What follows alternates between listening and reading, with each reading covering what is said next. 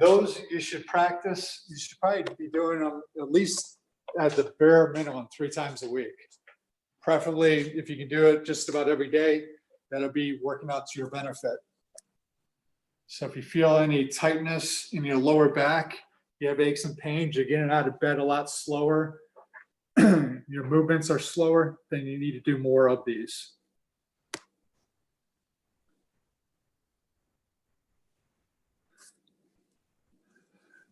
Right now, your hips and your lower back should be feeling pretty loose. Am I right?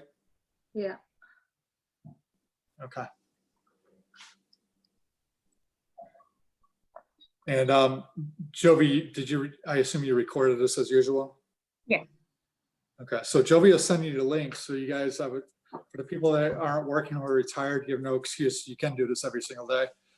For the people who are working, try to get it a couple times. I found that if I do it in the morning as opposed to at nighttime, that I'm able to get throughout the day a lot easier without the aches and pains. Okay. Chris, this is Anna. Let me ask you a question. So this muscle right here, whatever the heck it's called, has been, it's been really killing me since we've shoveled, and it's gotten a little better, but I think I also sleep on it. Bless you. And so I can't figure out, like every time I like pick it up to lift something, and there's like even a bottle, a cup or a mug, it hurts a little bit. So I've been trying to let it rest, but I feel like I should be doing some sort of stretching to kind of aid it, but I don't know what to do with it. I know mine hurts over here. This is a tricep.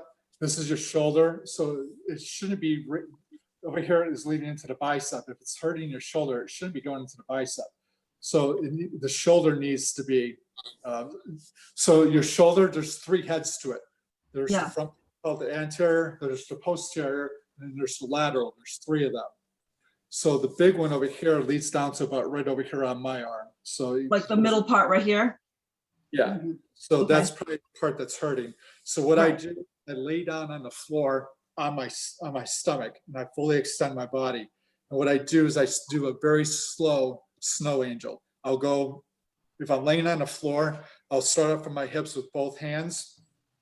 And I have them on the floor with your palms on the floor, and I'll hold it there for a 5 count. Then I'll come up maybe about an inch, another 5 count. It should take you about maybe 10 minutes to do this. You just want to go really slow. You want to hit every 1 inch because we need to stretch out those muscle fibers. So if you go all the way up and all the way down, and you're not holding a position, it's not going to do anything. So when you do that, it'll eventually get to the tightest part of you. And it makes me cry sometimes. It hurts so much. But I stay on there for a 10 count or as long as I can without crying. And then I'll release the pressure and I'll go right back into it. So I'll hold it for a 10 count. I'll get off of it for a 10 count, go back into a 10 count. And I do that 5 times. And if it isn't loosened up by then, leave it alone, let it rest. Okay. Okay. So just, you're kind of doing like a stop motion snow angel, but slowly, right? Is that kind of what it is? Yeah, so it's 1 inch movements. You hold it for a 5 count, go another 1 inch, hold it for a 5 count, all the way up to where your hands are straight above your head. And sometimes I put my hands over. So that way I can get, it's usually this muscle that's tight. If you were shoveling, it was probably because your back muscles are going into it. So it might be because this muscle being tight. So that's why I want to get up as high as you can while you're laying on the floor up here and crossing your arms up, because that'll hit all over here as well. Okay, thank you very much. Because what I had been doing was the laying on the roller foam and doing it on my back and then kind of letting them move a little bit, but that was hurting a lot. And that doesn't seem like it was doing anything. The other thing, if you do have a roller, because I do that too, is I'll lay on my side, I'll put the roller on the floor. If I'm on the floor, I'm laying on my side, I roll it up and down and it hurts. So expect it to hurt. If it doesn't hurt, then you're loose. If it hurts, you need to keep working on it until it does not hurt.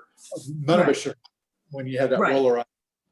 Okay, okay. So if I don't have, excuse me, Chris, if I don't have the problem with the tricep, but when you tell us to put our hands on the floor and stretch them, and I can do that, but one arm can and the other one cannot. and I'm making like hell, like I can say that. And I don't think I have the same problem like Annalisa, but I don't even know why I'm making. I can use my arms, but I cannot stretch them out all the way. One of my clients, I mean, I'm much better at it now, but one of my clients, I can't see me. Where am I at? Okay, so one of my clients, one arm can go all the way up. The other arm is like this. This is as far as he can get this arm up because his lat muscles over here are so tight and his chest muscles. So all those muscles need to loosen up. And when we do that, then he's able to fully extend. But you should be able to fully extend on both sides. If you're not, that's because muscles in here are tight. You need to loosen it up. You could do it with the roller that Annalisa has. You could do the snow angels that I explained earlier on that. Yeah. On your stomach, not on your back. Uh-huh. Okay. Or you can go onto a wall. Okay. Okay. A lot of things that I do is I'll go onto a wall and I'll lean into it, having my hand behind my head, elbow on the wall, and I'll push my body into the wall. Okay. Because that's going to stretch out all of this. Okay. So this lat muscle is really big. It goes all the way from here all the way down to about right here. It's a big, big, big muscle. So we need to loosen that up. So that's probably like my client sounds like that muscle is tight on you, that you need to start working on loosen that up. Okay. Thank you, Chris.